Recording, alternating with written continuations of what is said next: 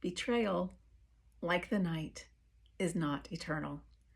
Hi everyone, Linda here with Love Song Reiki, and today I want to speak about betrayal and navigating it from a place of non-judgment and compassion. So it's a difficult topic, so I hope you'll bear with me. But first of all, I would like to read a poem, and I really want you to listen to this and take it to heart, and I will put the text down below in the description box, okay? So, in the garden of the heart, where love blooms free, a shadow fell, a trust once sweet, now broken. Betrayal, like a storm, came swift and stark, yet in the quiet aftermath, compassionate words may be spoken. With hands that once held joy, now clasped in pain, I walk the path of shards, each step a trial. The heart, a compass pointing not to blame, but to a place where love can still beguile. Oh, to navigate this tempest with grace, to hold the hurt but not let it take hold. To see through the eyes of love, not to erase, but to understand, to mend, and to be consoled. Judgment sits at the garden's edge, a gate I choose not to open. For love's sake I stand in this heart space. I cultivate my fate with seeds of forgiveness tilled by my hand.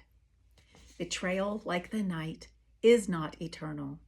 Dawn will come with the light to chase away the dark. In my heart, love remains, an infernal flame of hope, of healing, of a new start. So here I walk, with love as my guide through betrayal's fog, my eyes on the light. In this space of heart where I abide, I find peace, strength, and the will to fight, not for vengeance, nor for harsh judgment's thrill, but for a love that transcends, that heals and grows. In this garden where I remain still, love, like the sun, on my heart is bestowed. This poem is public domain. I actually asked Grok, which is the AI system of Twitter, to compose a poem based on navigating betrayal from a heart space of compassion and non-judgment. And this is what it gave me. And I love it. I love it. So let's talk about the different types of betrayal. You can have betrayal in relationships, romantic relationships, friendships, family, your professional things like career, society and institutions can betray. You can betray yourself. You can also have a betrayal of your belief in your ideologies. I'm going to be reading from some notes, so bear with me. So within personal relationships, you can have someone who ghosts you, who just cuts you off, who manipulates you through deceit or psychological tactics. Gaslighting, they make you question whether you really have the right memories, not fulfilling promises. Within the workplace, you can have sabotage, false accusations, someone taking credit for your work, leaking confidential information. Within community or social groups, you can be outcast. There can be cliques. Within digital and social media, someone could dox you, which is giving out publicly all of your personal information. Catfishing, where someone pretends to be someone they're not, and then you find out later, reputation damage, spreading false rumors about someone. And then you can have cultural or national appropriation, betrayal of the country, historical betrayal, where the narratives you've been taught you find out were like totally not true. So there are so many different forms of betrayal. And within those aspects of betrayal that someone may be experiencing, there are so many impacts on you emotionally, cognitively, physically. So some of the emotional impacts of betrayal are feelings of grief and loss, anger and rage, sadness, depression, anxiety, shame, and guilt. You can end up having trust issues or being hypervigilant, where you're always in a state of looking for the next person or thing to betray you. Rumination, which is just overthinking and rethinking and going over it over and over and over again and not being able to let something go. self-doubt, where you just don't trust yourself anymore. Some of the behavioral impacts are you may withdraw from yourself, from society, from relationships. You can become defensive with others. Changes in all of your relationship dynamics because you've changed from the betrayal. So now you're allowing it to affect everything else in your life. Risk aversion, just basically stepping back from everything because you're afraid of being hurt again. Long-term effects could be an impact on your identity. You no longer know who you are. You feel like you're constantly being re-traumatized. You are unable to form lasting, loving relationships. And you lose your sense of resilience. You become a cynic.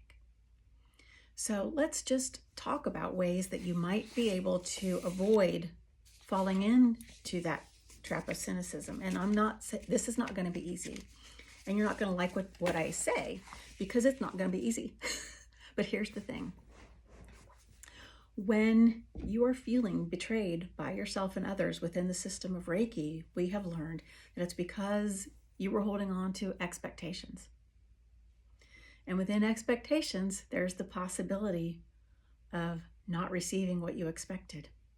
And then when you don't get what you expected, that's when the suffering begins.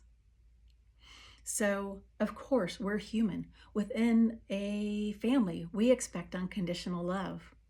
Within a marriage, we expect unconditional love. Within friendships, we expect understanding, confidentiality. We expect to find happy times with each other. We expect to have experiences that promote joy and laughter. Within work, we expect professionalism, promotions based on how good of a job you're doing, trust. You expect to have bosses who have your back, coworkers who have your back. Within society, you want to be told the truth about what's really going on. Okay, so those are all expectations.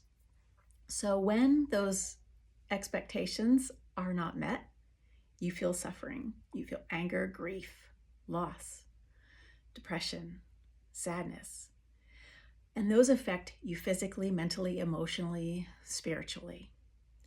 So the key thing to do is to see where were you holding an expectation? And how can you release it?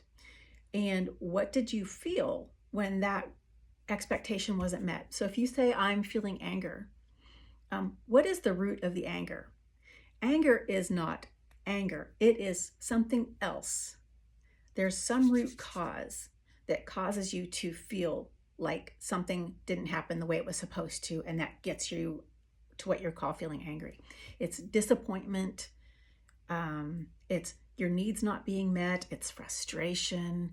It's pain and grief that you don't want to feel. So the way you want to express it is through an outburst of anger. You have to drill down and say, okay, I'm disappointed. Okay, what caused the disappointment? What was I holding on to that made me feel disappointed? What was it I did not receive that made me feel disappointed? If you feel like you betrayed yourself, where did I betray myself? Where did I stop being me and start allowing other people's needs and emotions and requirements for my life to dictate how I behaved, what I thought, and what I believed? And let me tell you, self-betrayal ultimately feels a lot worse to me than betrayal by even somebody else, because then I start to beat myself up and then I start to judge myself. And just like when someone betrays me, I want to judge them, I judge myself, and self-judgment is even worse. What I'm try to do is when I catch myself being in self-judgment or judging others is to pull myself back into my heart and say, listen, I'm a human being. Yeah, mistakes are made by everybody, me, myself, others. No one's perfect, or should I say without mistakes. Where did I hold on to an expectation? Okay, it wasn't met. Now, am I going to let that dictate the rest of my life? Or am I going to start setting boundaries? Am I going to say, okay, I'm going to acknowledge that I feel this way, but I am not going to allow it to dictate every now moment of my life. I'm going to learn to move past it. It may take you 1,000 attempts of releasing before there's finally not that emotional trigger in your gut or in your heart to that doesn't feel good anymore. That might take you 1,000 times, but every time you face it and say, okay, I face you, I see you, you are now free to leave with love and compassion. I don't accept this dense feeling anymore. I understand that I release this expectation of how things were supposed to be, and I accept them for the way they are. Every time you can do that, it lessens the emotional, physical, mental, spiritual impact on you and your body. Now, am I saying that you're saying, oh, if someone betrayed me, it's okay? Or if I betrayed myself, it's okay? No, it's not. What it is it was a learning experience. What are you going to learn from what you have been through? Are you going to become a better version of yourself? Or are you going to allow the situation, the person, to impact you and make you feel and behave in a way that is not joyful, full of light, that is more dense? You have the choice. Like it says here in this poem, judgment sits at the garden's edge, a gate I choose not to open. Life is a choice. Every day is a choice. You choose how you are in your life every day. So if that means you've been through a major betrayal and you're going to wake up in the morning and go, okay, today I choose to be in a space of love and compassion for myself, and I ask my highest self to allow me to see every now moment from a place of the highest love. You have to live an intentional way of life in order sometimes to work through these types of situations. It's intentional. It's not just sitting back and going, oh, one day I'll feel better. No, because if you do that, you may avoid feeling it. But you know what that does? It holds it in your physical body. It holds it in your energetic field to the point where even if you don't even know it, it starts impacting your other relationships. It impacts the way you act in the world. And eventually you can get physically ill from not actually dealing with what's been going on with you emotionally. Now, am I also saying that if you're in a situation where there needs to be some type of legal steps taken, that you don't take a legal step? No, I'm not saying that. What I'm saying is if you take the legal step, it's not from a sense of judgment. You're not seeking vengeance. You're not seeking the thrill of winning. What you're seeking is, for instance, if you're going through a divorce, you're seeking a way to have financial abundance. If you're seeking to leave work because you were betrayed, you're seeking some type of severance. If someone injured your property, then you need remuneration money to help be made whole in a legal sense. But if you can do that from a space of, okay, this is just what needs to happen. This thing happened in my life. This thing is happening in my life, but I'm not going to allow it to cause me anger and grief. I'm going to look at it. I'm going to deal with it in the ways that are set forth within society and then move on from there. You do have to have boundaries. If someone has been gaslighting you, ghosting you, if someone is backstabbing, if someone at work is not being truthful and honest, yes, you set your boundaries. You follow the HR procedures. You find another job. There are things you may have to do physically that you don't want to do to feel better. But the key is finding out, where are you holding on to expectations? Where are those expectations not being met? Can you live with it? How can you say, okay, I see it for what it is. I forgive myself if I betrayed myself. I forgive the other person. Doesn't mean it was right, but I let go of the dense energies that I was holding towards that person so that I can feel at peace. I can feel inner calm. That's really the only way to navigate betrayal at this point, is from a space of love and compassion. So if you have questions about that, please feel free to reach out. And again, this poem, I'll put it down below, and I hope you all have a blessed day. I hope this helped.